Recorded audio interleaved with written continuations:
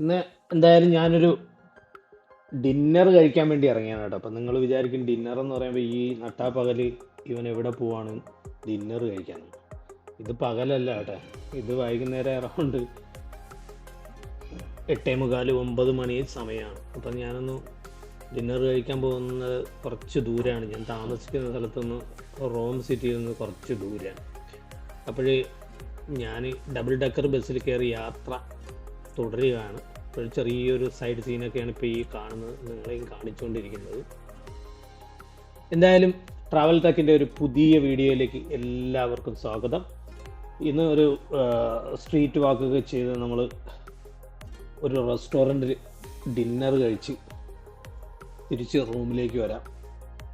അപ്പോൾ ഇനി 2 ദിവസം കൂടിയേ നമ്മൾ റോമിലുള്ളൂ. അത് കഴിഞ്ഞ് തിരിച്ച് സൗദി അറേബ്യയിലേക്ക് പുറപ്പെടാൻ സമയമായി. അത് കാരണം ഇത് കുറച്ച് ദൂരെയുള്ള അവസാനത്തെ ഡിന്നറാണ് റോമിലെ. ബസ്സിൽ നിന്ന് കുറച്ച് യാത്ര ചെയ്തോളൂ. അത് കഴിഞ്ഞ് ഇറങ്ങി ഞാൻ പിന്നെ നടക്കാൻ തുടങ്ങി കേട്ടോ, സ്ട്രീറ്റിൽ കൂടി. അപ്പോൾ സ്ട്രീറ്റിലെ കാഴ്ചകൾ ഇങ്ങനെ കാണാം. ഇവിടെ ഒരു റെസ്റ്റോറൻറ്റുകൾ കുറേ ഉണ്ട്, ഇങ്ങനെ തുറന്നു വെച്ചിരിക്കുകയാണ്. അപ്പം എന്നെ ക്ഷണിക്കുകയാണ് ആ റെസ്റ്റോറൻറ്റിലെ വെയിറ്റേഴ്സ്. പക്ഷെ ഞാൻ ഇവിടെ എങ്ങും കയറിയില്ല. ഞാനൊരു സ്പെഷ്യൽ റെസ്റ്റോറൻറ്റ് തിരക്കി ഇങ്ങനെ പോവുകയാണ് കേട്ടോ. അപ്പോൾ അതിന് മുന്നോടിയായിട്ടുള്ള സ്ട്രീറ്റിലെ കാഴ്ചകളാണ് കാണുന്നത്. ഇവിടെ നമ്മുടെ അയൽ രാജ്യത്തുള്ള വെയിറ്റർമാരൊക്കെ ഉണ്ട് കേട്ടോ.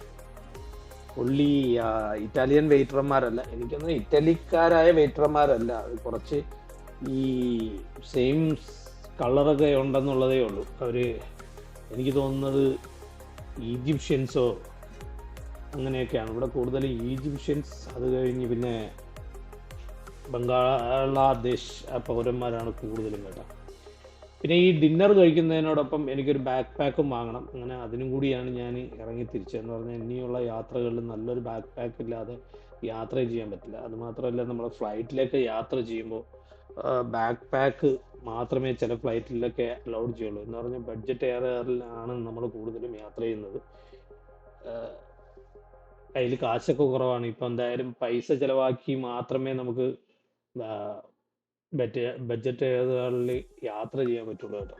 എന്ന് പറഞ്ഞാൽ യൂട്യൂബിൽ നിന്ന് ഇൻകം ഒന്നുമില്ല. ഇൻകമൊക്കെ വരാൻ ഏതാണ്ട് നല്ലൊരു സമയം എടുക്കും. അതായത് ഞാൻ ലോക്കൽ ഷോപ്പ് നോക്കി ഇങ്ങനെ നടക്കുന്നുണ്ട്. അങ്ങനെ ഒരു ലോക്കൽ ഷോപ്പ് കണ്ടു. ഞാൻ അവിടെ കയറി. പിന്നെ അവിടുത്തെ കാഴ്ചകളൊന്നും നിങ്ങളെ കാണിച്ചില്ല. അവിടെ ഒരു പാകിസ്ഥാനി പൗരനെ പരിചയപ്പെട്ടു. അയാളുമായിട്ടൊക്കെ സംസാരിച്ച് കുറച്ച്. ഇവിടെ വന്നപ്പോൾ ഒരു കോർണറിൽ ആദ്യമായി ഞാൻ ഒരു KFC ഉണ്ട് കേട്ടോ. ഇവിടെ അങ്ങനെ KFC മാക്ഡൊണാൾഡ്സ് ഒക്കെ കുറവാണ് ഇറ്റലി. എനിക്ക് തോന്നുന്നു ഇവിടുത്തെ ആൾക്കാർ അത്തരം ഫുഡുകൾ അങ്ങോട്ട് കൂടുതലായിട്ട് പ്രിഫർ ചെയ്യുന്നില്ല. ജങ്ക് ഫുഡ്സ് അവർ കൂടുതൽ ഈ പിസ്സ, ക്രോസൻറ്റ് ഇങ്ങനെയുള്ള ചെറിയ ലൈറ്റായിട്ടുള്ള ഫുഡുകളാണ് ഇവർ കൂടുതലും പ്രിഫർ ചെയ്യുന്നത്. നല്ല ജനത്തിരക്കുള്ള ഒരു സ്ട്രീറ്റിലേക്കാണ് ഞാൻ വന്നത്. നിങ്ങൾ കാണാൻ റൈറ്റ് സൈഡിലൊക്കെ മൊത്തം ഷോപ്പുകളാണ്. കണ്ടില്ലേ, ഇവിടെയൊക്കെ പിസ്സ ഇങ്ങനെ എഴുതി വെച്ചിരിക്കുന്നുണ്ടോ.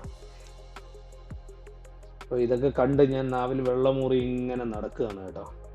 ഇവിടെയൊക്കെ ലോക്കൽ ഷോപ്പുകളുണ്ട്. എന്ന് പറഞ്ഞാൽ തീർത്തും ലോക്കൽ ഷോപ്പുകൾ. വെളിയിലുള്ള കടകളൊക്കെ അതിൽ ബാഗ്സും ട്രോളി ബാഗും ഒക്കെ ഉണ്ട്. പക്ഷെ അവിടെ നിന്നൊന്നും ഞാൻ വാങ്ങിച്ചില്ല. അതിനൊന്നൊരു ചിലപ്പോൾ ക്വാളിറ്റി ഉണ്ടാവില്ല. ചിലപ്പോൾ അവിടെ ആയിരിക്കും ക്വാളിറ്റി കൂടുതൽ. നമ്മൾ വാങ്ങുന്ന ഷോപ്പുകളെക്കാളും ക്വാളിറ്റി അവിടെ ആയിരിക്കാം.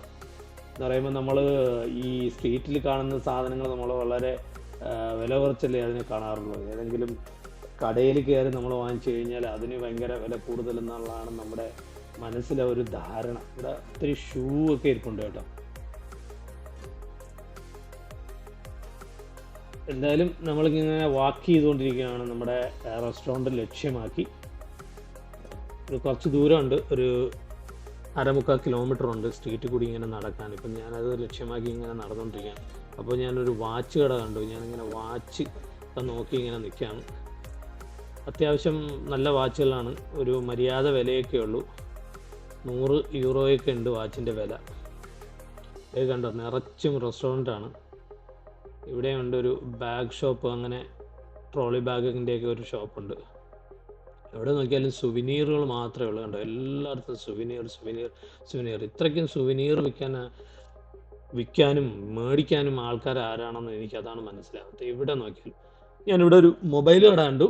അപൂർവമായിട്ട് ഇറ്റലിയിൽ വന്നിട്ട് ഞാൻ ആ മൊബൈൽ ഷോപ്പുകൾ കണ്ടു കേട്ടോ. അപൂർവം എന്ന് പറഞ്ഞാൽ വിരലിലെണ്ണാവുന്ന മൊബൈൽ ഷോപ്പുകളെ കണ്ടിട്ടുള്ളൂ. ഒരു രണ്ട് കാലും ഇല്ലാത്തൊരു മനുഷ്യൻ ഇങ്ങനെ വീൽ ചെയറിൽ റോഡിൽ ഇങ്ങനെ പോവാണ്. പക്ഷെ അവരൊന്നും ബഗ് ചെയ്യുന്നില്ല കേട്ടോ.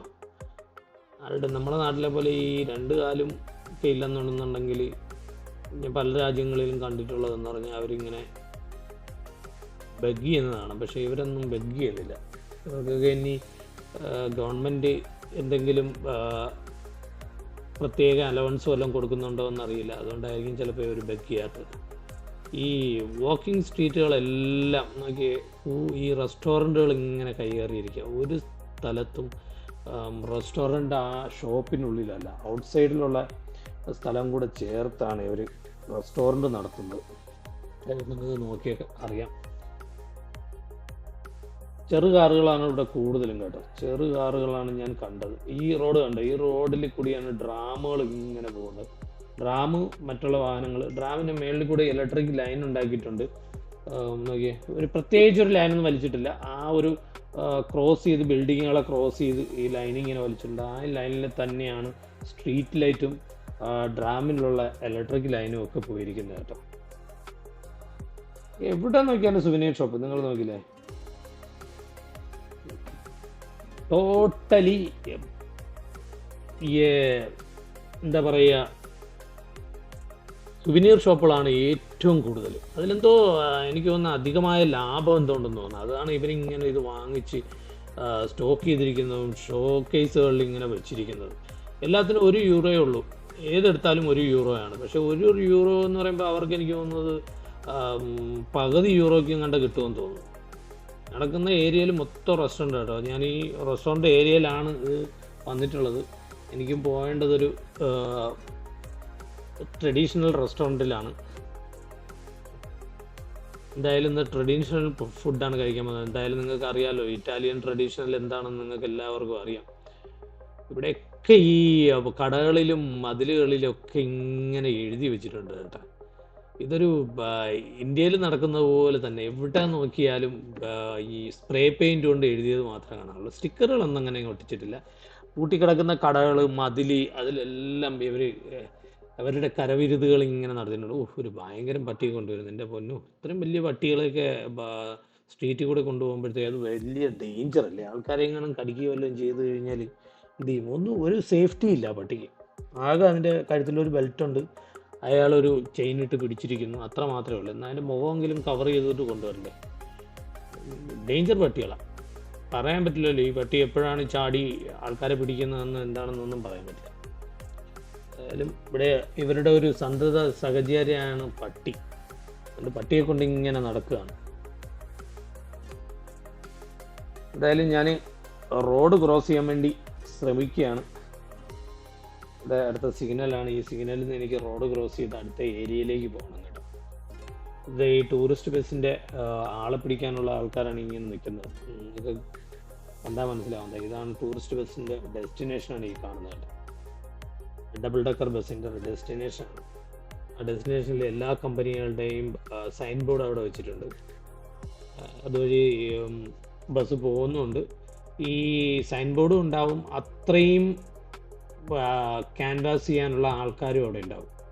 7 കമ്പനി ഉണ്ടെന്നുണ്ടെങ്കിൽ 7 ആൾക്കാരെ ക്യാൻവാസ് ചെയ്യാനുള്ള ആൾക്കാരും അവിടെ നിൽപ്പുണ്ടാവും. അവരിങ്ങനെ വാങ്ങിച്ച ഒരു കൂപ്പൺ നമുക്ക് തരും. ആ കൂപ്പണുമായിട്ട് ബസ്സിനകത്തേക്ക് കയറി ടിക്കറ്റ് അവിടെ നിന്ന് ഇഷ്യൂ ചെയ്യും. അതാണ് ഇവരുടെ സിസ്റ്റം. പക്ഷേ അവർ നല്ലതുപോലെ ആളുകളെ ക്യാച്ച് ചെയ്യുന്നുണ്ട് കേട്ടോ. ശരിക്കും ആൾക്കാരെ ക്യാച്ച് ചെയ്യുന്നുണ്ട്. ആൾക്കാർ കുറച്ചൊക്കെ നടക്കുമ്പോഴേക്കും തളർന്ന് ഇങ്ങനെ പിന്നെ അത് ഇവർ ബസ് പിടിച്ചാണ് പോവുക. പിന്നെ എവിടെ നോക്കിയാലും നിങ്ങൾക്ക് ഈ സ്കൂട്ടർ, ഈ ബൈക്ക്, ഈ സൈക്കിൾ ഇതെല്ലായിടത്തും കാണാം. ഒരു സ്ഥലത്തും അതിന് കുറവില്ല. എവിടെ നോക്കിയാലും ഇതിങ്ങനെ സ്ട്രീറ്റിൽ വെച്ചിട്ടുണ്ട്. നിങ്ങൾക്കത് QR കോഡ് സ്കാൻ ചെയ്യാം, നിങ്ങൾക്ക് അത് എടുത്ത് യൂസ് ചെയ്യാം. യൂസ് ചെയ്തിട്ട് എവിടെ നിങ്ങൾ അവസാനിക്കുന്നോ അവിടെ വെച്ചിട്ട് പോയാൽ മതി. അല്ലാതെ തിരിച്ച് ആ എടുത്ത സ്ഥലത്ത് തന്നെ കൊണ്ടുവയ്ക്കേണ്ട ആവശ്യമൊന്നുമില്ല. എവിടെ നിങ്ങൾക്ക് വേണ്ടാന്ന് തോന്നുന്നോ അവിടേക്ക് വെച്ചിട്ട് പോകാം. അത്രയേ ഉള്ളൂ. ഇവിടുത്തെ ഏറ്റവും വലിയൊരു പ്രത്യേകത അതാണ്. പക്ഷെ ഞാൻ സിംഗപ്പൂരും തായ്വാനിലും ഒക്കെ പോയപ്പോൾ എടുത്ത സ്ഥലത്ത് നമ്മൾ റിട്ടേൺ ചെയ്യണം. അതാണ് അവിടുത്തെ എടുത്ത സ്ഥലം എന്ന് മാത്രമല്ല, അല്ലാതെ റിട്ടേൺ ചെയ്യാം. പക്ഷേ ആ കമ്പനിയുടെ ഈ സ്കൂട്ടറോ ഈ ബൈക്കോ ഉള്ള സ്ഥലത്ത് മാത്രമേ നമുക്ക് റിട്ടേൺ ചെയ്യാൻ പറ്റുള്ളൂ. അതൊരു പ്രത്യേക ഇതാണ്. ഇത് ഇവിടെ കണ്ടില്ലേ, ഇവിടെ എവിടെ നോക്കിയാലും ദേ ഇരിക്കുന്നുണ്ട്. ഇതൊക്കെ ആൾക്കാരെ എടുത്ത് എവിടുന്നോ എടുത്തു വന്നു അവിടെ തന്നെ വെച്ചിട്ട് പോയിരിക്കുക. അതും സീബ്ര ലൈനിലൊക്കെ കൊണ്ടുവച്ചിരിക്കുകയാണ്. ഏത് റെസ്റ്റോറൻറ്റിൽ പോയാലും കാണുന്നത് മദ്യത്തിന്റെ കുപ്പി മാത്രമേ ഉള്ളൂ കേട്ടോ. ഒരു ജങ്ക് ഫുഡ് കഴിക്കില്ലെങ്കിലും പക്ഷേ ഒരു മദ്യം ഇല്ലാത്ത ഒരു പരിപാടിയില്ല. അവർ നോക്കിയാൽ ഈ വെളിയിലിരിക്കുന്ന എല്ലാവരും ഗ്ലാസ്സിൽ വൈൻ ഒഴിച്ചു വെച്ച് ഇങ്ങനെ ഇരിക്കുകയാണ്. വൈൻ ഇവരുടെ ഒരു പ്രധാന ഡ്രിങ്ക് ആണ്. അതില്ലാതെ എനിക്ക് തോന്നുന്നു ഇറ്റലിക്കാർക്ക് ഒരു ജന്മമില്ലെന്ന് തോന്നുന്നു. എന്തായാലും നമ്മുടെ റെസ്റ്റോറൻറ്റ് എടുത്തുകൊണ്ടിരിക്കുകയാണ്. ഞാൻ ഇനിയിപ്പം റെസ്റ്റോറൻറ്റിലേക്ക് കയറും. പക്ഷേ അവിടുത്തെ ഇപ്പോഴും ഫുഡിൻ്റെ ഇതൊന്നും ഈ വീഡിയോയിൽ കാണിക്കാൻ പറ്റില്ല. എന്ന് പറഞ്ഞാൽ കുറച്ച് ടൈം എടുക്കും അവിടെ ഫുഡ് ഓർഡർ ചെയ്ത് കിട്ടാനും. അപ്പോൾ അടുത്ത നമ്മുടെ ഡിന്നറിൻ്റെ ഒരു പുതിയ വീഡിയോ ഞാൻ നിങ്ങൾക്ക് എല്ലാവർക്കും വേണ്ടിയിട്ട് അപ്ലോഡ് ചെയ്യാം. അതുവരേക്കും നിങ്ങൾക്ക് എല്ലാവർക്കും bye, take care, stay tune, see U.